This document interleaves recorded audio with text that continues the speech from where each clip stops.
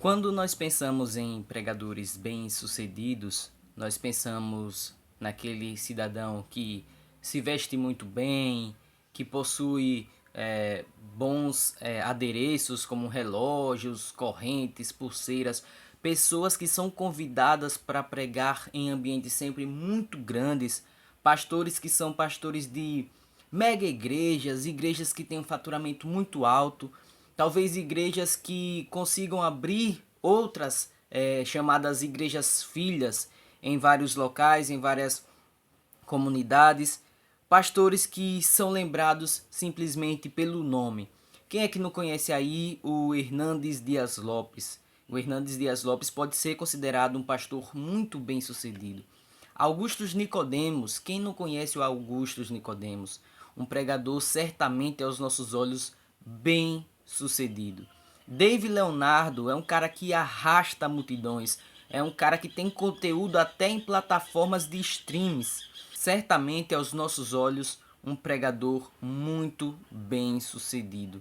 E tantos outros, Eliseu Rodrigues, César Cavalcante e várias pessoas, também pessoas a níveis internacionais, como Paul Washer, né, grande homem de Deus. Benny Hinn também é um pregador que ficou muito conhecido com livros que foram best-sellers, né, como o Bom Dia Espírito Santo, Bem-vindo Espírito Santo. E aos olhos nossos, aos nossos olhos e aos olhos das pessoas que estão às nossas voltas, nós imaginamos que esse é um sucesso de alguém que se propõe a pregar. Um pregador que é bem sucedido é um pregador que ele consegue tal status. Eu quero trabalhar com vocês no Evangelho de Mateus, no capítulo 3, dos versos 1 ao verso 12, para mostrar que a nossa visão de um pregador bem-sucedido ela é um pouco limitada e ela é um pouco deturpada também. Porque nós vamos ver aqui nesse texto que existe um pregador que foge aos padrões que nós conhecemos como um pregador bem-sucedido. O nome dele, João Batista. O texto vai dizer o seguinte, eu estou lendo na versão transformadora, nova versão transformadora NVT, que diz assim: Naqueles dias, João Batista apareceu no deserto da Judéia e começou a anunciar a seguinte mensagem: Arrependam-se, pois o reino dos céus está próximo. O profeta Isaías se referia a João quando disse: Ele é uma voz que clama no deserto: Preparem o caminho para a vinda do Senhor, abram estrada para ele. As roupas de João eram tecidas com pelos de camelo, e ele usava um cinto de couro e alimentava-se de gafanhotos e mel silvestre. Gente de toda Jerusalém, de toda a Judéia e de todo o vale do Jordão ia até ele. Quando confessavam seus pecados, ele os batizava no Rio Jordão. Mas quando João viu que muitos fariseus e saduceus vinham no lugar de batismo, ele os repreendeu abertamente. Raça de víboras! Exclamou. Quem os convenceu a fugir da ira que está por vir? Provem por suas ações que vocês se arrependeram. Não pensem que podem dizer uns aos outros: Estamos salvos, pois somos filhos de Abraão. Isso não significa nada, pois eu lhes digo que até destas pedras Deus pode fazer surgir filhos a Abraão. Agora mesmo o machado do julgamento está pronto para cortar as raízes das árvores. Toda árvore que não produz bons frutos será cortada e lançada ao fogo. Eu batizo com água aqueles que se arrependem.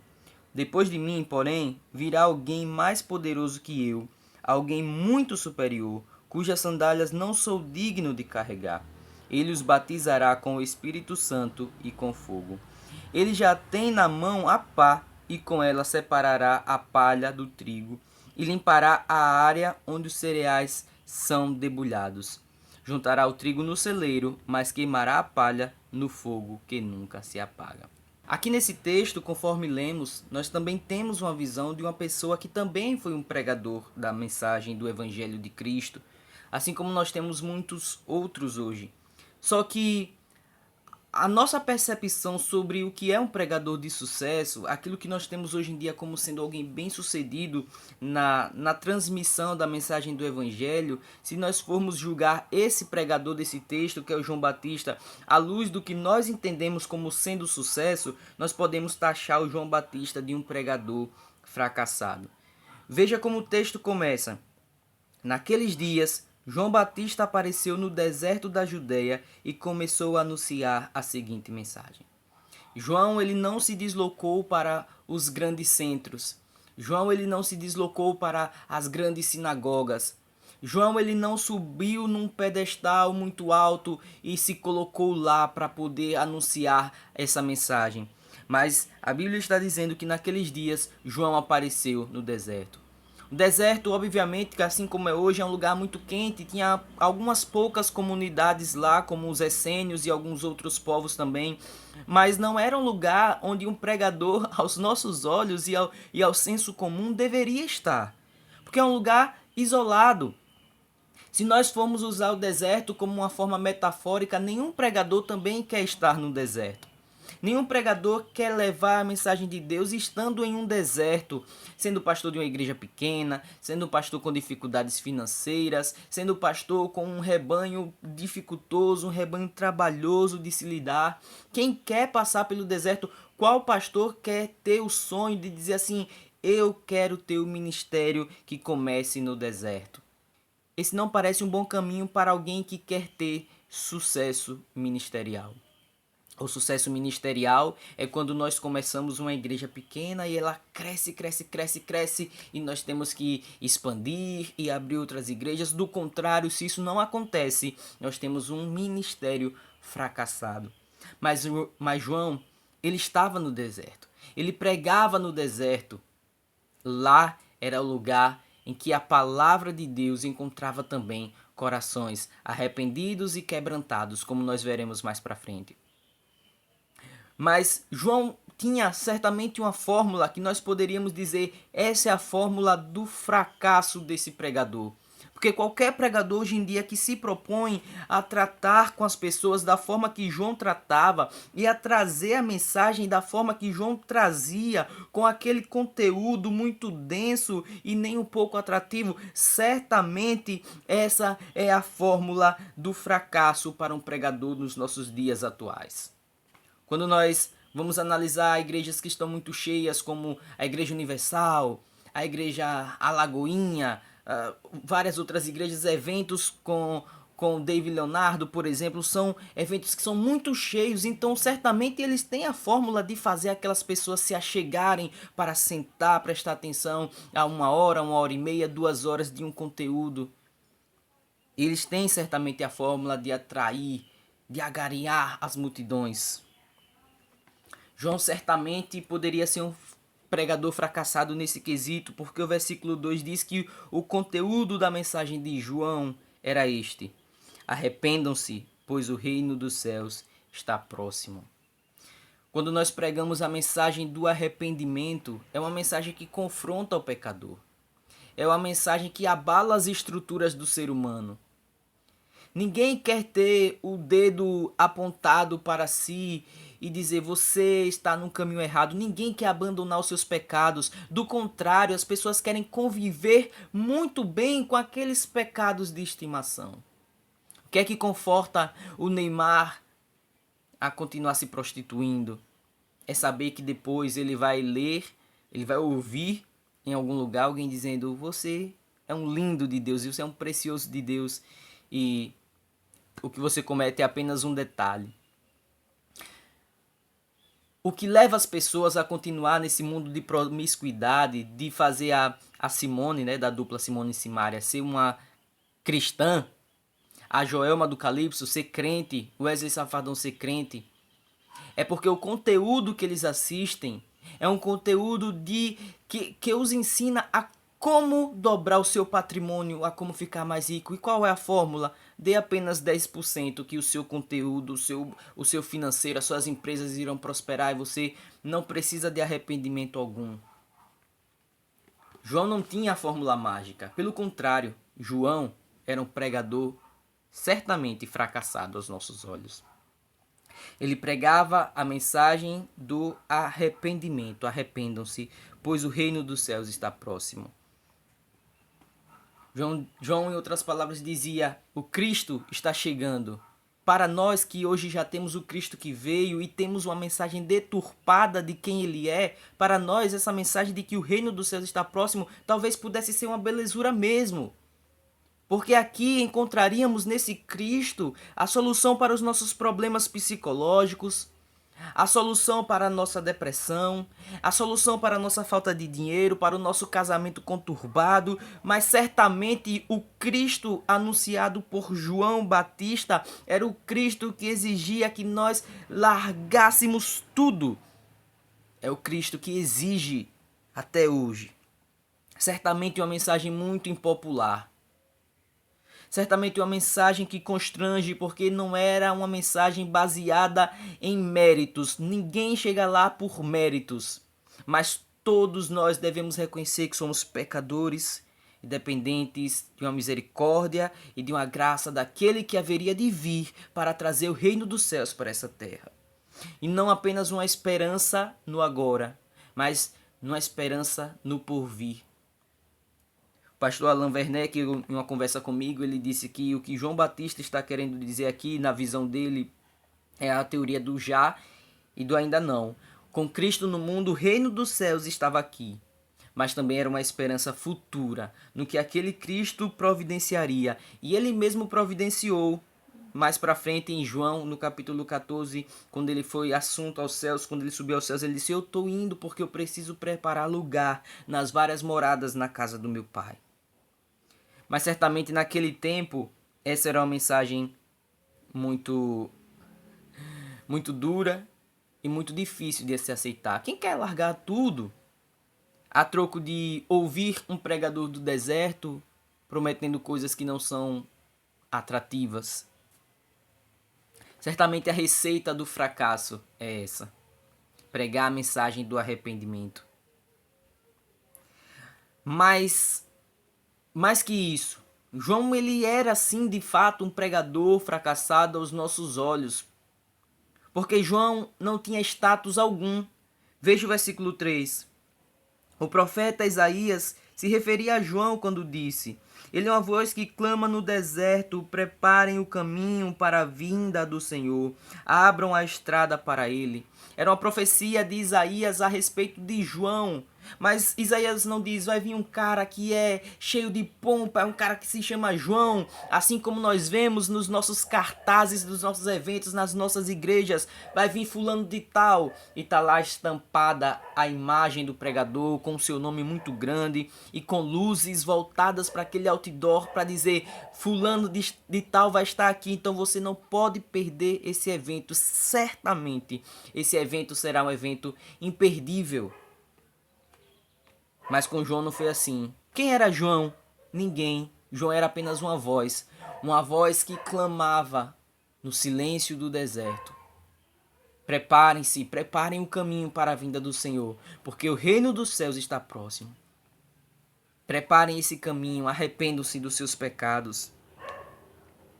João teve seu nome aqui ofuscado, porque importava que Cristo crescesse para que ele mesmo diminuísse. João era apenas uma voz. O foco não era a voz, mas o foco era a preparação para a vinda do nosso Senhor, do nosso Salvador Jesus Cristo. Esse era o propósito de João. O propósito de João não era se fazer conhecido como muitos fazem. Abrir canal no YouTube para a pregação do Evangelho, mas com a motivação de ficar famoso, de ficar conhecido. A motivação é melhorar o seu sermão, a sua oratória, não para que a mensagem encontre guarida nos corações, mas que a agenda seja preenchida. João certamente era um pregador fracassado aos nossos olhos. João continua com a receita mágica de ser um pregador fracassado, quando o versículo de número 4 vai dizer assim: as roupas de João eram tecidas com pelos de camelo, e ele usava um cinto de couro e alimentava-se de gafanhotos e mel silvestre. Certamente João era um pregador fracassado, porque João ele não tinha o terno do momento. João não tinha roupa de gala. João não tinha uma roupa especial para as grandes apresentações. João tinha uma roupa de camelo. João tinha um cinto de couro. Certamente alguém que não chamava muita atenção, e se chamasse, era pela sua forma exótica de se vestir. e não pela sua pompa. João certamente era um pregador fracassado porque João, ele não tinha um camarim. Ele não exigia camarim quando ele iria pregar, como os pregadores exigem hoje. Certamente os pregadores de sucesso, quando são chamados, eles exigem um camarim. Eles não participam dos cultos porque eles entram na hora apenas que vão pregar.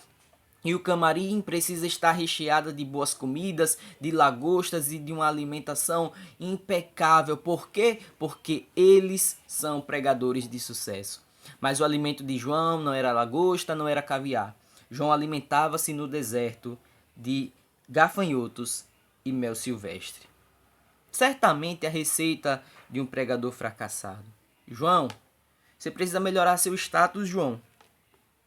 Você precisa se valorizar. Você precisa colocar seu nome no mercado e certamente com essa postura as pessoas nunca te valorizarão. Certamente você não receberá convites para pregar mais. Porque certamente essa é a receita de um pregador fracassado.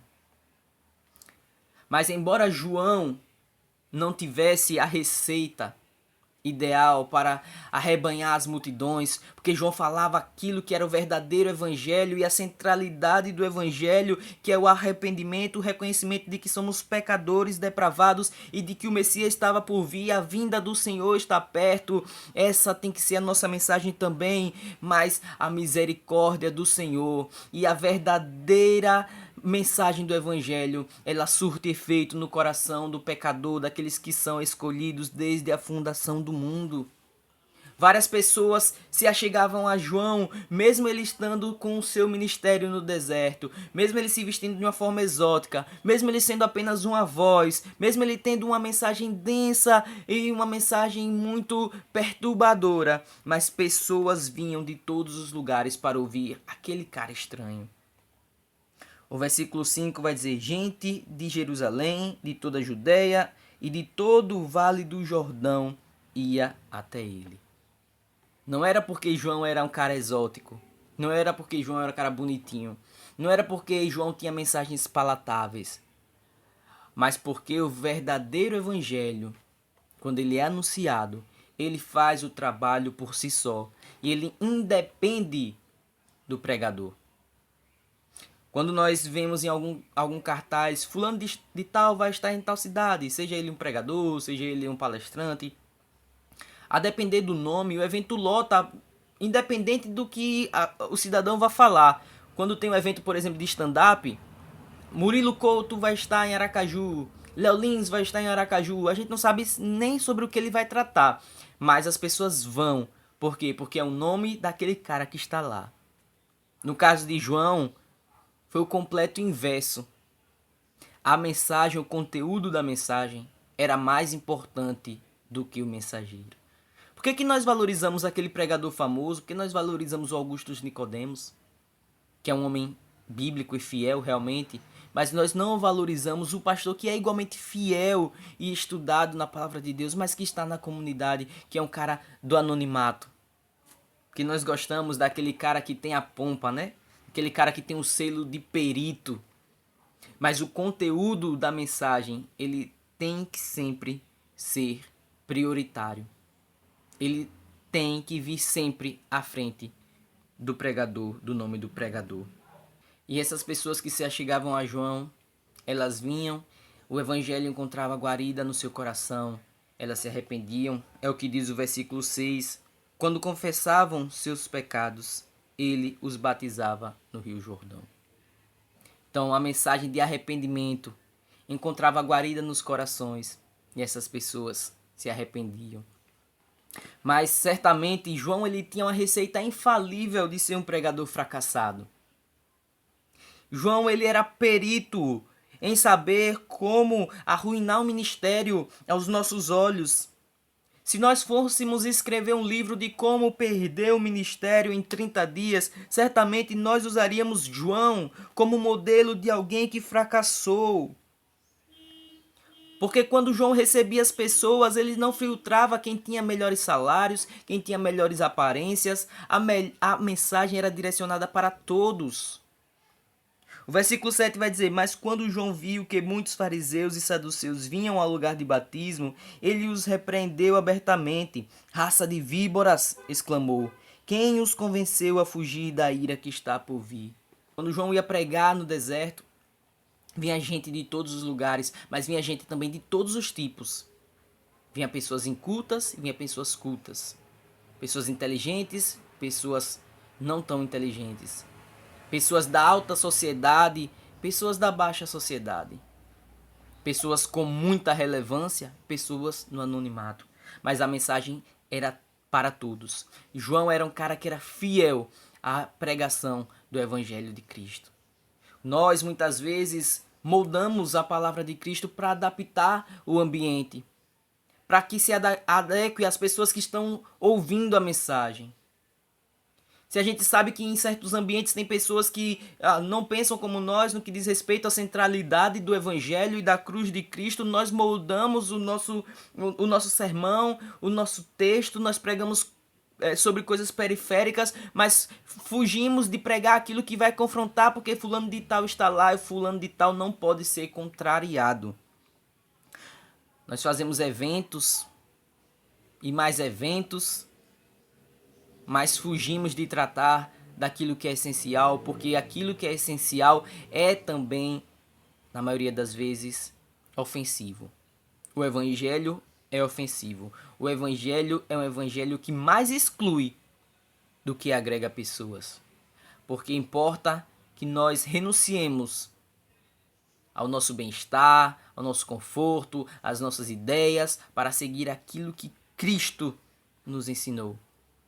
E o próprio Cristo, aquele ao qual João anunciava, ele já foi um cara muito exclusivista também, porque ele disse que tudo e todos estava errado. Ele era o caminho, ele era a verdade e a vida.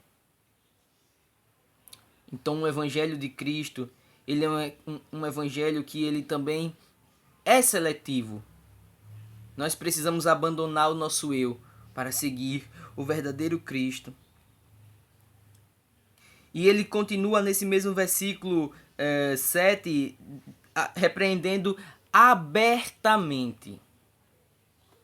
Hoje quem faz isso é taxado como alguém que é polêmico, que é alguém que é um cara que não ama o corpo de Cristo. Mas pessoas que são relevantes, que são fontes de instrução. Quando essas pessoas caem no pecado, elas precisam ser confrontadas de forma pública também, para que possamos fazer a distinção e dizermos que nós não fazemos conluio com tipos de gente como essas pessoas. Por que hoje o crente é taxado como, o pastor, sobretudo, é taxado como ladrão? Porque quando ocorrem os casos em que o pastor rouba a sua ovelha, o seu rebanho, a gente diz: eu não posso escandalizar o reino, e ficamos calados. Então somos todos jogados no mesmo balaio, somos todos ladrões, porque somos coniventes com o crime. Mas João Batista, ele repreendeu abertamente esses figurões. E quanto João Batista não perderia de dízimo aqui? Quantas igrejas não deixam de repreender as pessoas? Quantas igrejas, melhor dizendo, deixam de repreender as pessoas com medo de perder a arrecadação? Mas se você quer ser um pregador de sucesso, você não pode repreender realmente essas pessoas que têm um status, que têm um valor muito alto de dízimo. De fato, é pouco sábio. Mas João Batista, ele, como sendo um pregador fracassado, ele não estava interessado em manter o status do ambiente em que ele pregava, ele não estava interessado em conseguir o respeito daquelas pessoas que o ouviam, ele estava interessado em ser fiel à pregação do evangelho, porque João Batista, sem dúvida, era um pregador muito fracassado. João Batista era um pregador fracassado. E ele disse aquelas pessoas: raça de víboras. Que mensagem dura, né? Enquanto João estava no deserto e falando de Cristo para pessoas que estavam arrependidas, aqueles homens que eram tidos como pessoas responsáveis por pregar a doutrina de Cristo, a doutrina de Deus, melhor dizendo, o que Deus ensinava na sua lei e na sua palavra, mas João diz que essas pessoas, ao invés de fazer isso, elas eram como cobras no deserto, dispostas a promover doenças e injetar suas peçonhas nas almas que estavam de fato se convertendo. E João diz assim: quem foi que convenceu vocês a fugir da ira que está por vir? João pregava um Cristo que é um Cristo justo, que é um Cristo que derrama sobre os ímpios impenitentes a sua ira, a sua justa ira, a sua santa ira. João não pregava um Cristo de crochê. João não pregava um Cristo que mais se parece com um ursinho de pelúcia. João pregava o Cristo verdadeiro e, sem dúvidas, pregar hoje em dia um Cristo verdadeiro é a receita perfeita para ser um pregador fracassado. Para ver a sua igreja fechar as portas, para ver você ser processado por dizer que a prática da homossexualidade é pecado, por dizer que aborto é pecado. Certamente, se você quer ser o pregador fracassado, você tem que pregar Cristo e a mensagem do seu evangelho exatamente como ela é. Mas se você quer ser um pregador de sucesso, você precisa pregar um Jesus light, um Jesus que te aceita e que não exige mudanças de você, que basta apenas você cumprir um rito, assistir um vídeo no YouTube ou simplesmente frequentar a igreja uma vez por semana e tudo vai acontecer de bom na sua vida. Mas João está dizendo assim: não adianta vocês tentarem fugir de uma ira que vai vir e vai cair sobre vocês, suas cobras. Foi isso que João falou no deserto. João poderia pensar o seguinte: eu não posso falar isso, eu já não tenho tanta audiência aí, e tem uns caras aqui que são mestres da lei, que são saduceus, são fariseus, pessoas muito importantes da sociedade. Então esses caras, se eles vierem para o meu lado, eles vão trazer mais pessoas e a minha mensagem vai ganhar mais respeitabilidade. Mas João não pensou sobre isso. Importa que Cristo cresça e que João diminua. E se a pregação fosse apenas para uma pessoa só, ainda assim, o verdadeiro evangelho de Cristo tem primazia e precisa ser pregado. Versículo 9, João continua nessa exortação a essas pessoas que são chamadas de cobra. Ele diz assim: não pensem que pode dizer uns aos outros, estamos salvos, pois somos filhos de Abraão. Aquelas pessoas achavam que porque eram israelitas, eles já tinham a salvação em si. Só que eu trago uma notícia para você que está assistindo esse vídeo. Filho de peixe, peixinho é. Mas filho de crente não é crentinho. Você precisa abrir o seu coração para Cristo, porque quando você decide, eu vou viver para Cristo hoje, é sinal que você já foi encontrado por Cristo antes disso. É sinal que Cristo já regenerou o seu coração. Mas enquanto você está disposto a viver por meio das suas obras, achando que você fazer caridade, ir para a igreja, ou porque você é menos fofoqueiro que o seu vizinho, isso te garante um lugar no céu, significa que você não se arrependeu dos seus pecados e que Cristo não encontrou ainda guarida no seu coração. E significa dizer que o olhar de Deus irado está apontado sobre você e que uma hora vai vir um julgamento de Deus sobre a sua vida, porque não adianta fugirmos da ira vindoura.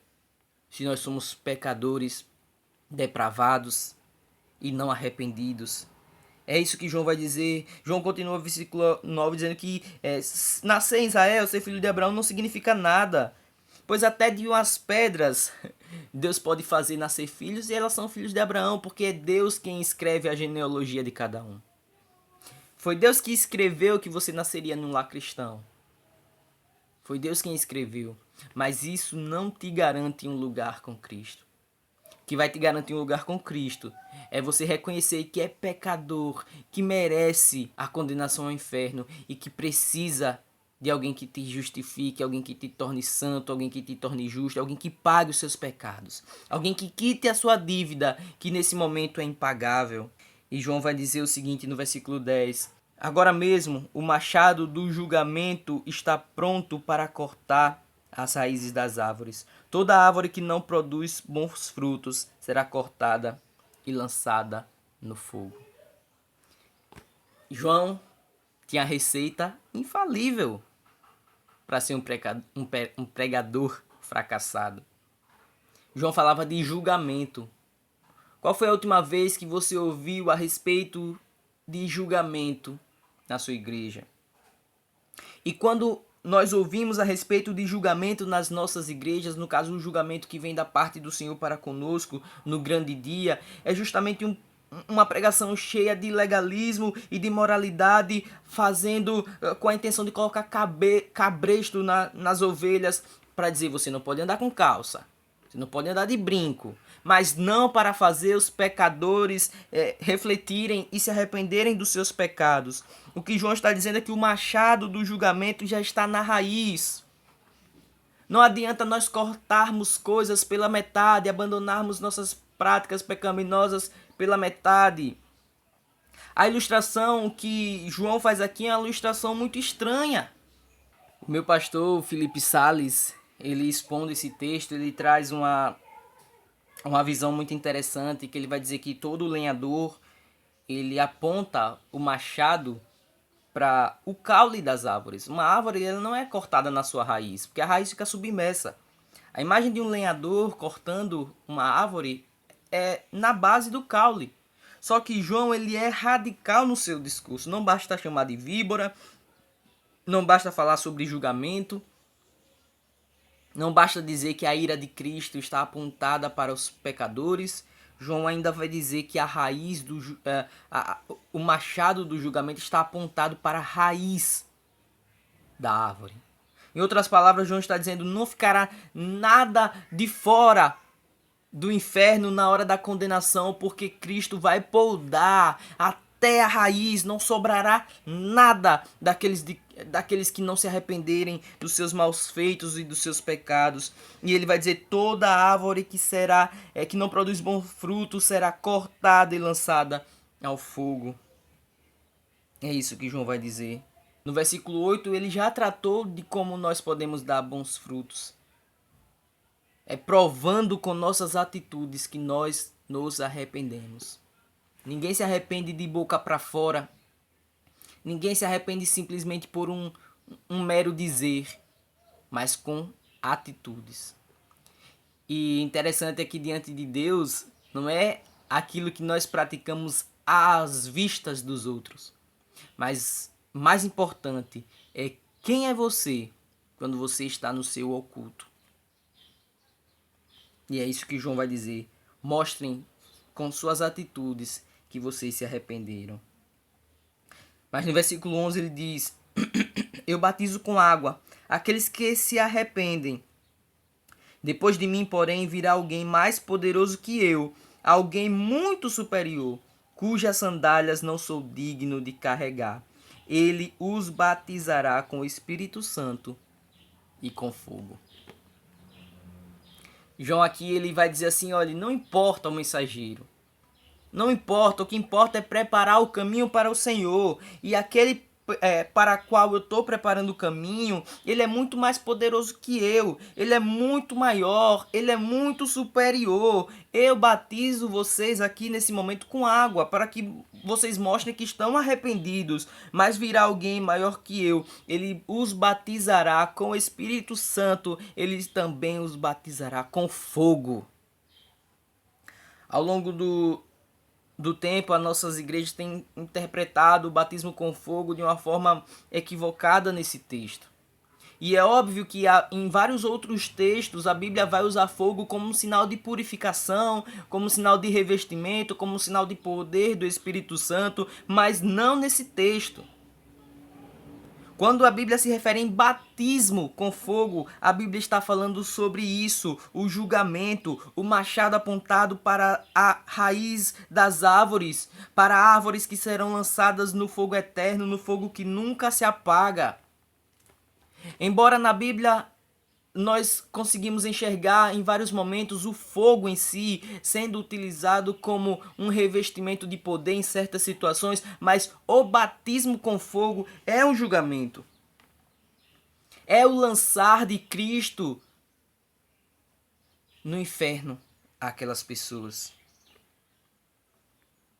Muita gente advoga que a questão da predestinação ela é ativa e ela é passiva ao mesmo tempo, porque Deus ele salva as pessoas, né, para que ele elegeu desde a fundação do mundo, mas as que ele não salvou continuam o seu percurso livre em direção ao inferno. Mas nesse texto nós podemos observar que o batismo com fogo é uma ação ativa de Cristo para aqueles que são pecadores e impenitentes.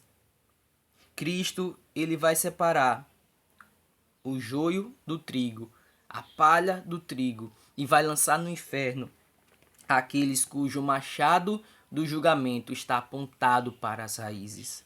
A fórmula mágica para ser um pregador fracassado é ter uma mensagem tão dura quanto essa. Mas se o batismo com fogo significa o lançar das pessoas no inferno, nós também temos o batismo com o Espírito Santo, porque esse Cristo que vem, que é superior a João, ele tem duas formas de batizar. Uma forma para condenação e outra forma para a salvação, que é o batismo com o Espírito Santo. Muitas pessoas também, de forma equivocada, acham que o batismo com o Espírito Santo é também uma outra forma de revestimento de poder. É uma segunda bênção. É uma bênção que nos encontra após buscarmos de forma incansável. E Deus derrama sobre nós algo que é muito especial. Não, não, não. O que João está tratando aqui é de que o batismo com o Espírito Santo ele vem para aquelas pessoas que se arrependem dos seus pecados. Portanto, a partir do momento em que Cristo te convence, converte seu coração, e que você abre seu coração para Cristo, para o Senhor, você já foi batizado com o Espírito Santo. Você se livrou do batismo com fogo. Cristo te livrou do batismo com fogo. O versículo 12 ele encerra, ele vai falar assim: ele já tem na mão a pá, e com ela separará a palha do trigo e limpará a área onde os cereais são debulhados. Juntará o trigo no celeiro, mas queimará a palha no fogo que nunca se apaga. O que João está ensinando aqui é que o inferno ele é eterno. O fogo nunca vai se apagar. O que João faz no seu sermão é convidar-nos à reflexão e nos chamarmos ao arrependimento, porque o reino dos céus está próximo. E ainda hoje o reino dos céus sim está próximo. Cristo veio uma primeira vez no período de João, mas Cristo irá retornar. Cristo virá voltar para buscar a sua igreja. E quando Cristo nos encontrar aqui, como será que ele olhará para nós? Ele apontará o seu machado de julgamento para nós, ou ele nos levará como sua noiva? É isso que João faz as pessoas refletirem. Quando João Batista ele é enviado, quando João Batista nasce, havia um silêncio profético de Deus de 400 anos sem falar com seu povo de forma canônica. E quando João Batista aparece aqui no deserto, ele poderia pensar, vou trazer uma mensagem triunfante. Mas ele traz uma mensagem de arrependimento, e nesse vídeo eu quero te convidar também a ter uma vida de arrependimento. Quero te convidar a ter uma vida santa, íntegra diante do Senhor. Eu quero te convidar também a, junto com João Batista, eu e você, sermos pregadores fracassados da nossa geração. Importa que nós diminuímos, mas que Cristo cresça, que Cristo viva, que seu evangelho viva eternamente. E João foi fiel à mensagem do evangelho até a sua morte. João morreu por pregar o evangelho, por denunciar pecados. Você tem ouvido coisas que te confrontam, que te colocam na rota? Ou você tem ouvido coisas que amacia o seu ego, que ameniza o seu pecado, que suaviza o seu pecado, que te faz viver bem com o seu pecado, tendo o seu pecado de estimação? Você que prega a mensagem de Cristo, você tem se importado mais com o seu status e com o seu glamour do que com a mensagem? Deus nos chama hoje para sermos pregadores fracassados da sua mensagem. Que Deus abençoe a sua vida e até a próxima.